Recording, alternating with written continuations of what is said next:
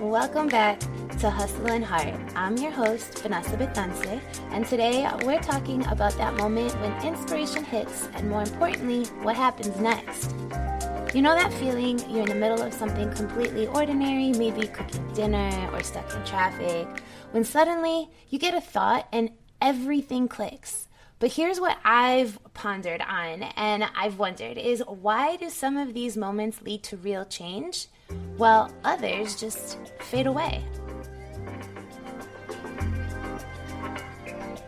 Last month, I was talking with a friend who runs a small design studio, and she was sharing with me how she was scrolling one day and she came across another designer's process video, and she immediately felt like this crazy rush of recognition, right? And it wasn't because the work was similar to hers, but because something about their approach to client communication completely shifted her perspective.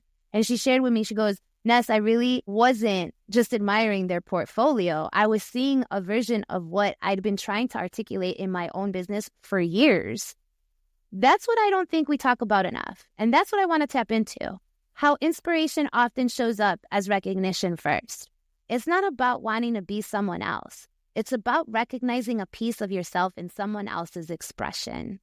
And I'm about to take a little detour right now, a little sidebar. Last year, I was introduced to human design, and I've become quietly obsessed with it, so you'll often hear me reference something called human design. And basically, it's a framework for understanding your natural energy and decision-making style. And it's quite powerful. Think of it as your personal user manual. Some of us are designed to initiate, others to respond.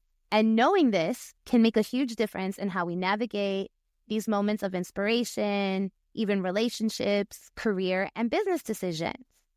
For my human design folks listening, especially my fellow generators, this is where things get interesting. And I'm going to nerd out for a little bit, so I hope you don't mind me and stick with me. We're designed to respond to what energizes us. But let's be real. Let's be real about what that actually means in practice. It's not just about following every spark of excitement. It's about noticing which sparks keep showing up, even when we try to ignore them and push them out of our minds. The ones we talk ourselves out of, even when we tell ourselves that we're too busy, too inexperienced, or too whatever to pursue them. I see this pattern, especially with my 3-5 profile listeners. You're literally designed to learn through experience, but that doesn't make the jumping in part any less scary.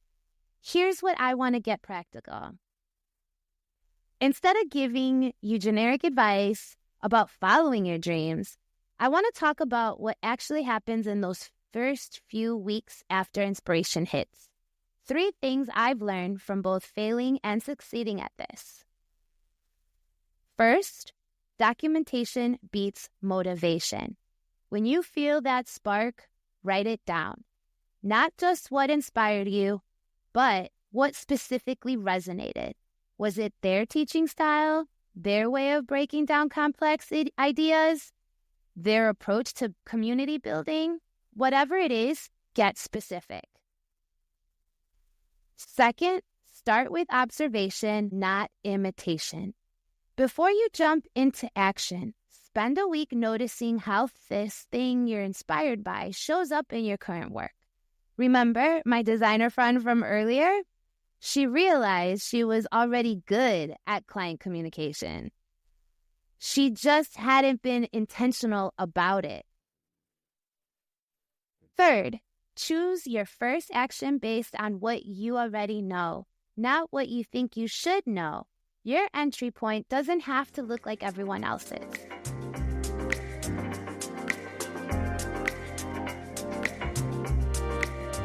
So what's your next move?